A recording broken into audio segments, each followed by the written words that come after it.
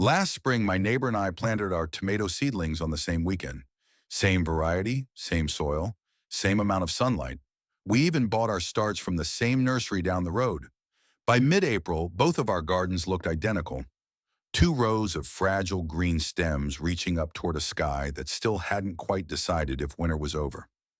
Then came the night of April 19th. The forecast said temperatures would dip to 2 degrees C by 3 a.m. My neighbor did what most people do. She covered her plants with an old bed sheet, said a small prayer to whatever God watches over gardens, and went to sleep. I did something different. I did something that, if you'd seen me doing it, you probably would have laughed. I arranged a ring of old plastic bottles around each of my tomato plants. Black plastic bottles, filled with water, sitting in the dirt like some kind of bizarre ritual. No greenhouse, no electric frost heater, no expensive frost protection spray from the garden center, just bottles. The next morning, I walked outside at 6 a.m. My neighbor was already in her garden, kneeling in the mud. She lost 11 of her 14 seedlings.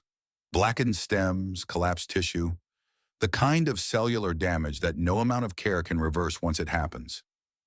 She looked up at me with the expression of someone who had just watched months of anticipation dissolve overnight. My garden was untouched, every single plant alive, leaves still reaching upward, roots still warm, stems still firm. She asked me what I had done. When I told her, plastic bottles, black paint, water, she stared at me for a long moment and said, "That's it?"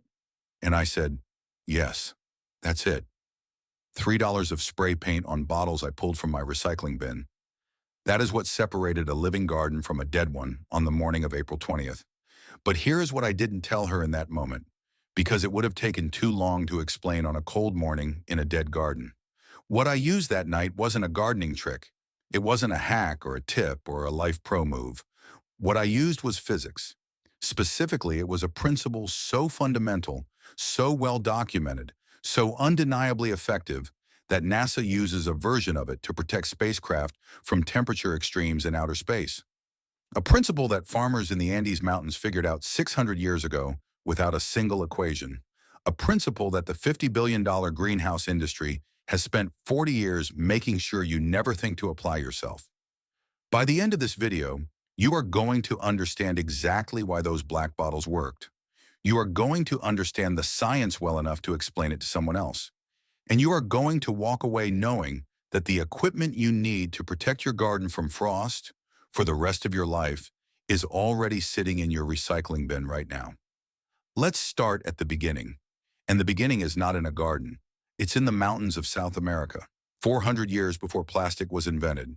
In the high plains of the Andes, a region called the Altiplano, stretching across modern-day Peru and Bolivia, farmers have been growing crops at elevations above 3,800 meters for centuries. If you have never been to that altitude, let me paint the picture for you. The air is thin. The sun is brutal during the day, radiating with an intensity that burns exposed skin within minutes. And the nights are savage. Even in summer, temperatures on the Altiplano can plunge below freezing after sunset, sometimes within a matter of hours. There is no gentle transition between day and night up there.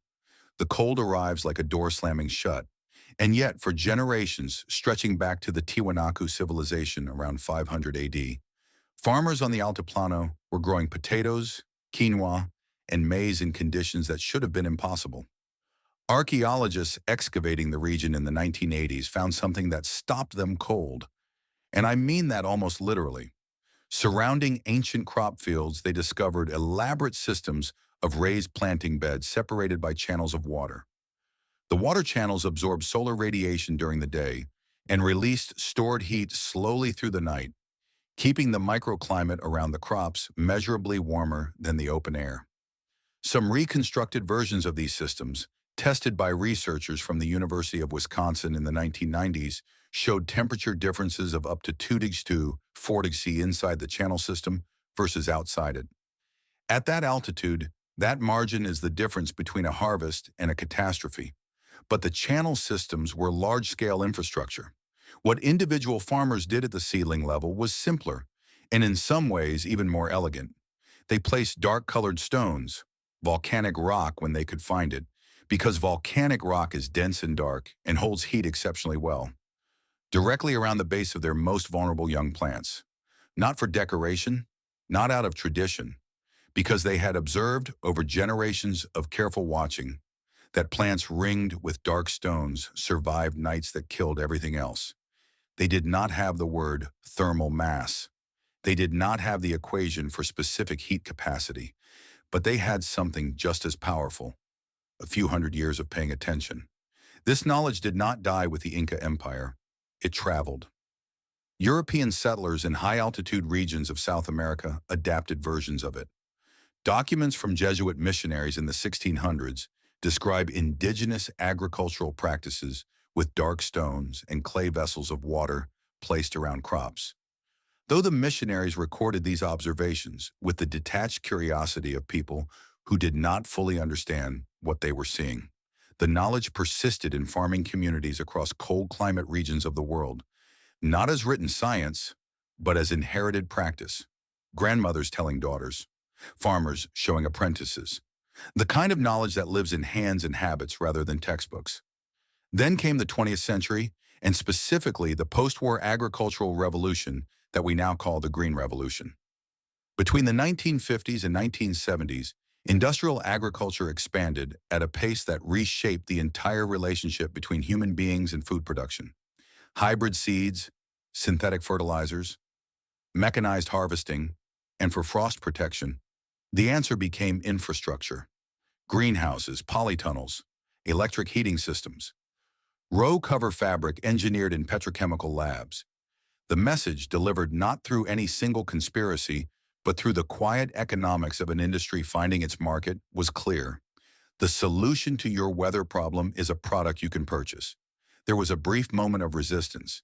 In the 1970s, the Back to the Land movement, a loosely connected wave of people leaving cities to farm, homestead, and reclaim self-sufficiency, began rediscovering older techniques.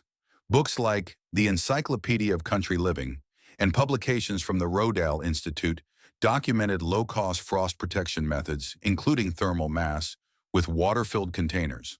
For about a decade, this knowledge had a platform. Small farming magazines ran articles about black-painted jugs and water-filled cloches. Experimental gardeners tested them and reported back. The results were consistent and clear. And then the 1980s arrived. The greenhouse industry consolidated. Garden centers expanded. The retail model for home gardening shifted decisively towards selling products rather than sharing principles. The water jug articles disappeared from the magazines. The thermal mass chapters got dropped from the new editions of gardening books. Not because the technique stopped working, because there was no money in teaching people that their recycling bin was already a frost protection system. What the Altiplano farmers knew in 500 AD, what the Back to the Land movement briefly remembered in 1974, is still true today. Physics does not have a business model. Heat capacity does not charge a subscription fee. And the dark bottle sitting in your kitchen right now is waiting to do exactly what those volcanic stones did 6 centuries ago: hold the sun's energy long enough to keep something alive through the night. The question is, why does it actually work? And that answer requires us to talk about something that most people last encountered in a high school classroom and immediately forgot. It requires us to talk about the physics of heat itself. Let's talk about color first, because this is where most people's intuition is actually correct, but only on the surface. Ask anyone why black objects get hotter in the sun, and they will tell you, correctly, that black absorbs heat. But that answer, while true, is incomplete in a way that matters enormously when you're trying to engineer a microclimate in your garden at midnight. The more precise statement is this: black surfaces absorb electromagnetic radiation across the broadest possible spectrum. When sunlight hits a surface, it arrives as a mixture of wavelengths: visible light, near-infrared radiation, ultraviolet. A white or reflective surface bounces most of those wavelengths back. A black surface converts them. It takes incoming radiation and transforms it into thermal energy, heat stored in the material itself, rather than reflected back into the atmosphere. Laboratory measurements put the solar absorptivity of a matte black surface at between 95 and 98%. That means for every 100 units of solar energy arriving at the surface of your black bottle on a clear spring afternoon, 95 to 98 of those units are being captured and converted into stored heat. A white bottle under identical conditions captures perhaps 20 to 30 units. The difference is not marginal. It is the difference between a passive solar collector and a passive solar reflector, and it is entirely determined by a single coat of spray paint. This is the principle that NASA's thermal engineers work with every time they design a spacecraft. The exterior surfaces of satellites and space probes are carefully engineered with specific absorptivity and emissivity values depending on what those surfaces need to do. Absorb heat from solar radiation, reject heat into the cold of space, or maintain a stable internal temperature through cycles of intense sun and deep shadow. The James Webb Space Telescope, launched in December 2021, uses a 5-layer sun shield coated with materials selected specifically for their radiation management properties. The physics is identical to what happens on your black plastic bottle. The scale and precision are different. The underlying principle is exactly the same. But here is where it gets interesting, and where most casual explanations of this technique stop short. The color of the bottle explains why it heats up efficiently during the day. It does not fully explain why it keeps your plants warm at night. For that, you need to understand something about what is actually inside the bottle, and why water is one of the most thermally remarkable substances on the planet. Water has a specific heat capacity of 4,186 joules per kilogram per degree Celsius. If that number means nothing to you yet, let me give you a comparison that will make it concrete. Dry garden soil has a specific heat capacity of roughly 800 joules per kilogram per degree Celsius. Granite rock comes in at around 790, dry sand at approximately 830. What this means in practical terms is that water can absorb and store more than 5 times as much thermal energy as the same mass of soil or rock before its temperature rises by 1 degree. It takes an enormous amount of energy to heat water up, and crucially, it takes an equally enormous amount of energy to cool it back down. A standard 2-liter plastic bottle filled with water weighs 2 kilograms. During a clear spring day, with black paint maximizing solar absorption, that bottle can absorb and store a significant quantity of thermal energy, energy that took hours of sunlight to accumulate. When the sun sets and air temperatures begin to drop, that stored energy does not disappear.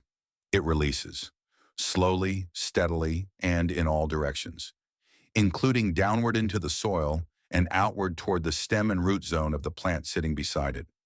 The bottle becomes a slow-release thermal radiator, not because of any special technology, but because of the fundamental physical properties of water and the way heat moves from warmer objects to cooler ones. 2 liters of water cooling from, say, 18 degrees Celsius down to 4 degrees Celsius releases approximately 117,000 joules of thermal energy into the surrounding environment. That is not a trivial amount. Distributed across the microclimate immediately surrounding a tomato seedling, a space of perhaps half a cubic meter, that energy is enough to raise ambient temperature by several degrees compared to open air. Research published in agricultural extension literature from Oregon State University in the early 1990s documented temperature differentials of 3 to 6 degrees within the protected zone around water-filled thermal mass containers compared to unprotected open ground on frost nights. For tomato seedlings, which suffer cellular damage at sustained temperatures below 4 degrees Celsius, a 4 degrees Celsius buffer is not a convenience. It is survival. And this is the part that should make you genuinely angry, because this information is not obscure. It is not hidden in classified research. It lives in basic thermodynamics textbooks, in agricultural extension publications, in the documented history of the altiplano farming systems. The physics has been understood for over a century. The application to home gardening was demonstrated clearly and repeatedly during the 1970s. There is no scientific controversy here, no ongoing debate about whether thermal mass works. The only question that anyone in the gardening industry seems reluctant to answer clearly is why this approach never made it into the mainstream conversation about frost protection. A conversation that somehow always ends with a product recommendation and a price tag. That conversation about who benefits from keeping you dependent on purchased solutions is exactly where we are going next. Let's put a number on the industry you're up against, because scale matters when you are trying to understand why certain knowledge gets amplified and why certain knowledge gets quietly set aside. The global greenhouse horticulture market was valued at approximately $42 billion in 2022. By 2030, analysts at Grandview Research Project, it will exceed $70 billion. The frost protection product segment alone, row covers, frost cloths, anti-transparent sprays, electric soil heating cables, portable propane heaters for orchards, represents billions of dollars in annual retail sales across North America and Europe. In the United States, the home gardening market overall crossed $6.1 billion in 2023, according to the National Gardening Association, and frost protection products are among the highest margin categories in that market. A bottle of frost protection spray retails for $14 to $25 and covers perhaps 15 to 20 plants per application. A quality row cover for a small raised bed runs $30 to $60 and degrades within 2 to 3 seasons. A basic cold frame with a polycarbonate lid starts at $80 and climbs quickly from there. An entry-level portable greenhouse structure for a home garden, the kind you see advertised in every gardening catalog from February onward, costs between $200 and $600. Now consider what you actually need for the black bottle thermal mass system. One can of matte black spray paint, $4 to $6 at any hardware store, enough to paint 30 to 40 bottles. The bottles themselves, $0, pulled from your recycling. Water to fill them, $0 from your tap. Total investment for a system capable of protecting 8 to 12 tomato plants through multiple frost events across an entire season, under $6. Potentially under $3 if you already have any black paint on hand. That gap of between $300 and $500 is not a gap in effectiveness. It is a gap in marketing, and it is a gap that a $70 billion industry has a profound financial interest in maintaining. This is not a conspiracy in the dramatic sense. No executive sat in a boardroom and issued a directive to suppress the water bottle method. The mechanism is far more mundane and far more pervasive than that. It is the simple arithmetic of attention and incentive. Garden magazines generate revenue from advertisers who sell frost protection products. Garden center staff are trained on the products their stores carry, not on the physics of thermal mass. YouTube gardening channels with large audiences attract sponsorships from companies selling row covers and cold frames. The information ecosystem around home gardening is not neutral. It is shaped at every level by the financial interests of people who benefit when your solution involves a purchase.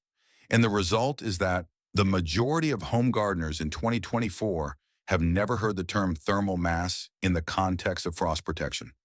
They have heard of frost cloth, they have heard of cold frames, they have heard of frost protection spray, which, and this detail is worth sitting with for a moment, works primarily by coating leaf surfaces with an anti-desiccant film that provides perhaps 2 degrees C of protection under ideal conditions for a single night before it washes off or breaks down. $25 for 2 degrees C of protection, one night at a time. Against a free physics principle that delivers 4 degree heat to 6 degree course of protection, passively every night you deploy it for as many seasons as the bottles last. The $42 billion greenhouse industry right now is built in substantial part on the assumption that you do not know the specific heat capacity of water, that you do not know what matte black paint does to solar absorptivity, that you will reach for a product rather than reach for a principle. And every year that assumption proves correct for millions of gardeners. That industry grows larger, those margins stay healthy, and the agricultural extension bulletins from Oregon State University in 1992 stay buried in library archives that nobody visits anymore. Here is the identity shift I want you to sit with for a moment. Right here in the middle of this video, you are not a consumer of gardening products. You are a person who understands heat transfer. Those are not the same thing, and from this point forward, they will not feel the same thing. Every time you walk into a garden center and see a rack of frost protection products, you will now see it differently. Not as a solution being offered to you, but as a market that exists because a principle was never explained. That is not a small shift. That changes the entire relationship between you and the industry that has been selling you weather. But I want to be honest with you here, because this channel does not traffic in false promises, and the thermal mass method, as powerful as it is, has real limits that you need to understand before you rely on it. It performs exceptionally well in the temperature range that kills most spring seedlings. The Pushterstürk 2 Farniska predicts frost events that arrive unexpectedly in April and May. Within that range, properly deployed black water bottles provide robust, reliable protection. Below Hammerbeschäftiger, so sustained over multiple hours, the thermal buffer begins to erode. The bottles release their stored heat faster than they can compensate for the deepening cold. And at 70s or below, you are beyond what passive thermal mass alone can reliably handle. If you live in a climate where late-season hard freezes regularly drop below 500 degrees C, you need to know that this method is a powerful tool in your kit, not the only tool. Pairing it with a simple floating row cover on nights forecast below. 4-degree free extends the effective range significantly, and the combined cost of bottles plus a single row cover still lands well under $20. The limits are real. The method is still remarkable. And now that you understand both the science and the context, it is time to talk about exactly how to build this system in your own garden. Down to the number of bottles, the placement angle, and the one mistake that almost everyone makes when they first try this. This is the part where everything becomes yours. Not a concept, not a principle sitting in a physics textbook. Yours. Something you can do tomorrow morning before the sun gets high with materials you already have for a garden that will survive what your neighbors cannot. Let's start with the bottles themselves because the selection matters more than most people assume. You want 2-liter bottles at minimum, the standard soda or water bottle that most households cycle through regularly. Larger is better. A 3-liter or 5-liter bottle stores proportionally more thermal energy, and if you have access to 1-gallon HDPE jugs, the kind that juice or distilled water comes in, those are excellent. The shape matters less than the volume. What you are building is a thermal battery, and like any battery, capacity determines performance. Thin, narrow bottles lose their stored heat faster through surface area relative to volume. Wide, squat containers with more water mass relative to exterior surface area are more efficient thermal reservoirs. If you are choosing between a tall, narrow liter bottle and a shorter, wider 2-liter bottle, take the 2-liter every time. Before you paint them, wash the bottles thoroughly and let them dry completely. Paint adhesion on plastic is finicky, and any moisture or residue on the surface will cause the paint to peel within a season, which defeats the purpose. Once dry, apply 2 coats of matte black spray paint. Not gloss, not satin, matte. The reason is subtle but real. Gloss surfaces reflect a portion of incoming radiation at certain angles due to specular reflection. A matte finish scatters incoming light across all angles and maximizes absorption uniformly throughout the day as the sun moves across the sky. 2 coats gives you consistent coverage without gaps. Let each coat dry fully before applying the next. The entire process for a batch of 12 bottles takes perhaps 20 minutes of active work and costs under $6 in paint. Fill the bottles completely with water and seal the caps. This is the mistake that trips up almost every first-time user of this method, leaving the cap off or only partially filling the bottle. An air gap inside the bottle reduces the total thermal mass you are working with, and an open top allows evaporative cooling that partially counteracts the heat retention you are trying to create. Full bottle, cap sealed tight. That is your thermal battery in its operating state. Now placement. For a standard tomato seedling, you want 3 to 4 2-liter bottles arranged in a ring around the plant, each bottle touching or nearly touching its neighbors, with the ring sitting no more than 4 to 6 inches from the main stem. The goal is to create an enclosure, not a perfect seal, but a thermal envelope that surrounds the root zone and the lower stem on all sides. Heat radiates outward from the bottles in all directions, but the portion that matters most for frost protection is what happens at ground level and just above it, where cold air pools and where root zone temperature is most critical. Placing the bottles close to the stem ensures that the warmest air in the microclimate is concentrated exactly where the plant is most vulnerable. Angle the bottles slightly inward at the top if possible, leaning them at perhaps a 10 to 15 degree angle toward the plant rather than standing them perfectly vertical. This does 2 things. It increases the surface area of the bottle facing skyward and toward the sun during peak afternoon hours, maximizing heat absorption. and it directs the thermal radiation from the bottle surface slightly downward and inward toward the root zone during the night, concentrating the heat release where it is most needed. This is a refinement, not a requirement. Vertical bottles still work well, but if you are setting up a system you plan to use repeatedly, the angled arrangement consistently outperforms the vertical one in side-by-side testing documented by small-scale agricultural researchers. Deploy the bottles by mid-morning on any day when the evening forecast shows temperatures approaching 2 degrees C or below. This timing is critical, and it is the second most common mistake people make with this method. If you wait until late afternoon to set up your bottles, they have not had sufficient time to absorb their full solar charge for the day. A bottle placed at 3 p.m. on an overcast afternoon carries perhaps 40% of the thermal energy it would carry if placed at 9 a.m. on a clear morning. The system works on stored energy, energy that must be collected before the cold arrives. Give your bottles a full day of sun exposure before they need to perform. On days with clear morning sun followed by cloudy afternoons, morning deployment is especially important because cloud cover in the afternoon reduces charging efficiency significantly. In the morning after a frost night, leave the bottles in place until the ambient temperature has risen above Svabershorn and the immediate frost threat has passed for the day. Removing them too early on a morning when temperatures are still near freezing wastes the residual thermal energy still stored in the water and removes the protection buffer during the vulnerable early morning hours, when temperatures are often still at their lowest point of the night cycle. One additional refinement that costs nothing. On nights when the forecast drops below 3 degrees C, drape a single layer of newspaper, burlap, or any loosely woven fabric loosely over the top of the bottle ring. Not tight against the plant, just resting on top of the bottles like a loose tent. This traps the warm air rising from the bottles in the soil inside the enclosure, converting your open thermal mass system into something closer to a miniature cold frame. The fabric itself provides almost no frost protection, but it acts as a barrier to convective heat loss, the process by which warm air rises and is replaced by cold air from outside the enclosure. That single layer of newspaper has been shown in extension research to add an additional 1 degree C to 2 degrees C of effective protection on still, clear nights when radiative frost is at its worst. You are using physics on top of physics. The total cost of the enhancement is zero.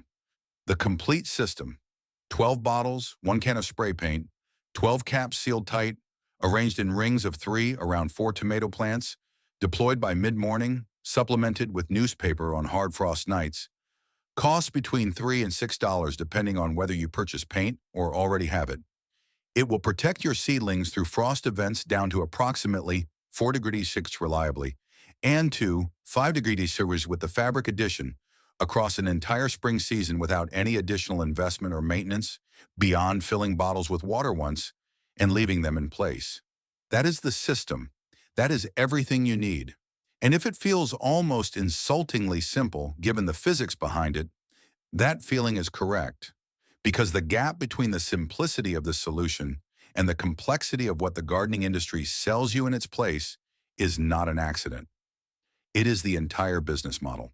There is a moment that happens in every gardener's life, usually after a loss, after a frost-blackened morning, after kneeling in the mud next to something that was alive yesterday, when you ask yourself why nobody told you this sooner, why the information that could have saved that plant, that season, that investment of time and hope, was not simply available, was not simply handed to you at the garden center alongside the seedling you were buying.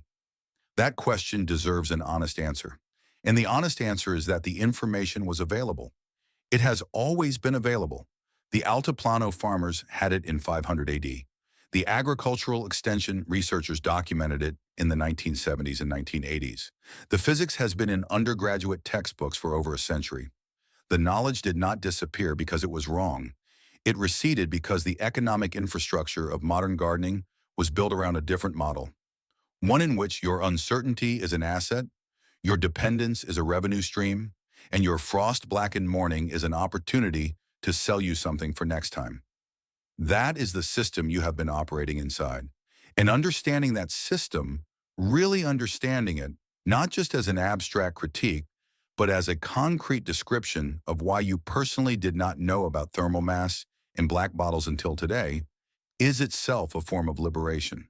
Because once you see the architecture of that system, you cannot unsee it. You start asking different questions at the garden center. You start looking at product recommendations with a different kind of skepticism. You start reaching for principles before you reach for purchases. And this is where I want to talk about something larger than tomato seedlings and plastic bottles, because this video was never really only about frost protection. It was about the relationship between knowledge and autonomy, about who controls the information that determines whether your garden thrives or fails, and what it costs you in dollars, in losses, in seasons of dependence. When that information is filtered through a market that profits from keeping it incomplete, the $50 billion greenhouse industry will continue to grow. The frost protection spray will continue to retail at $25 for a bottle that covers 15 plants for one night. The garden catalogs will continue to arrive in February filled with beautiful photographs of cold frames and polytunnels and heated propagation mats. None of that will change because of one video or one gardener who figured out that black bottles and water do what a $400 greenhouse does for $3. But you have changed. You walked into this video as someone who probably owned a frost protection product or planned to buy one. You are leaving it as someone who understands specific heat capacity, solar absorptivity, microclimate engineering, and the historical suppression of low-cost agricultural knowledge by industrial interests. That is not a small change. That is the difference between a customer and a practitioner, between someone who buys solutions and someone who understands problems well enough to solve them with whatever is at hand. The farmers on the Altiplano did not wait for a product. They watched their crops die in the frost for enough seasons to understand that the dark stones held something the pale stones did not. They were not scientists. They were observers, people who paid attention long enough and carefully enough that the natural world revealed its operating principles to them. That capacity to observe, to question, to experiment with what is already available rather than purchasing what is being sold is not a skill that belongs to the past. It belongs to anyone willing to exercise it.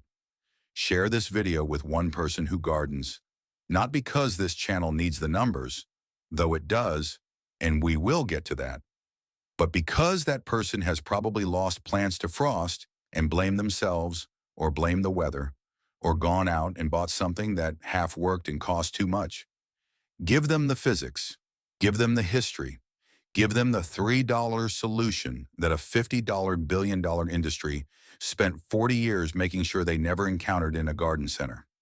If this channel means something to you, if the idea of recovering suppressed agricultural knowledge and putting it back in the hands of people who can use it means something to you, then subscribing is not supporting a YouTube channel. It is participating in something that runs directly counter to the interest of every company that has ever profited from your gardening uncertainty. Every subscriber is one more person who will reach for a principle before they reach for a product. That matters. It compounds. It is, in its small and quiet way, a form of resistance. The next video on this channel is going to make you angry in the best possible way. We are going into the history of a soil amendment that was used by civilizations across 3 continents for over 2,000 years, disappeared almost entirely from agricultural practice in the 20th century, and was quietly rediscovered by a researcher in the Amazon basin in the 1990s.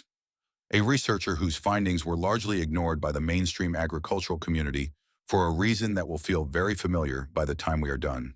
It costs under $5 to make at home. It outperforms commercial fertilizer in peer-reviewed trials, and almost nobody's talking about it. That story is next. Make sure you are here for it.